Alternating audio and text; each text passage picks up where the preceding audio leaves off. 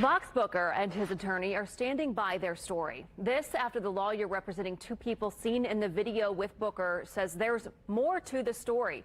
News 8's Demi Johnson is live in the newsroom. And Demi, we're hearing two very different versions of what happened leading up to those moments caught on camera at Lake Monroe. Yeah, on one side, you have Booker and his attorney who say what happened at Lake Monroe on the 4th of July was racially motivated. And on the other, you have Sean Purdy and Caroline McCord saying Booker started a fight with them.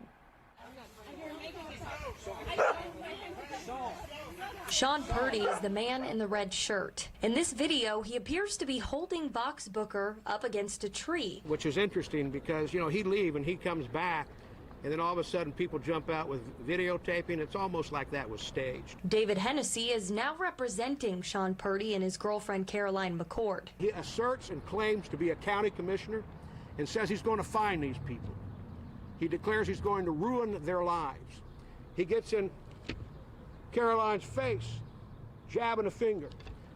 Her boyfriend, Mr. Purdy, steps in between them to get distance for her. He's afraid for her.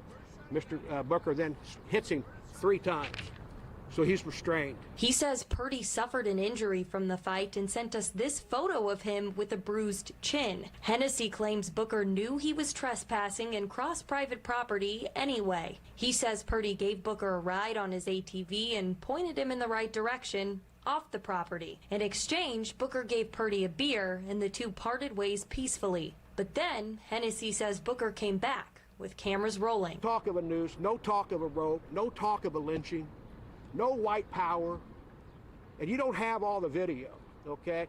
Mr. Booker says he survived this near lynching, yet he stays to videotape people as he race baits them. For the past week, Booker and his attorney have been telling a much different story about the day. In a statement following Monday's news conference by Hennessy, they write, Mr. Booker did not instigate this encounter. He did not provoke anyone to hold him against his will. He did not yell or shout or lose his temper. He doesn't need to take a polygraph test. They go on to say, it's time for arrests. It is time for the Monroe County prosecutor to file charges against the offenders who threatened to lynch Mr. Booker. It is time for these offenders who pulled out pieces of Vox Booker's hair and who gave him a concussion are held accountable by law enforcement. Yeah, have we seen any pictures of that?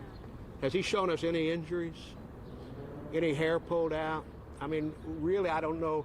I've not seen any corroboration. Hennessy says after what he saw last week, it's time this side of the story gets some attention. I don't enjoy this, but they've had plenty of time, and these people have to stop suffering. I mean, we have enough facts. We passed a polygraph. We have photographs. We did ask Booker's attorney several follow-up questions, but we've been told they will let the statement issued stand for now. Both the FBI and DNR are investigating the incident. No one has been arrested and no charges have been filed. Sean Purdy has spoken to police and the FBI, and Booker says he met today with FBI investigators. Live in the newsroom, I'm Demi Johnson, Wish TV, wishtv.com, and follow us on Facebook.